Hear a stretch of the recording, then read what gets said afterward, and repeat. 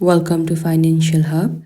Today I'm going to guide you on how to change theme on Tonkeeper Wallet.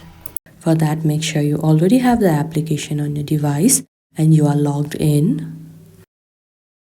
Now at this home page, at the top right, you can see the option settings.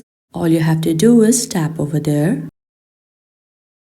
Here you can see several options, but just below the security, you can see the option theme.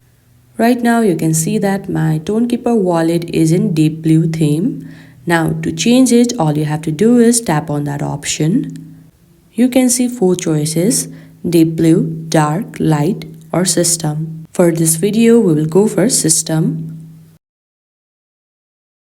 You can now see that the theme has been changed and it's not in dark mode anymore.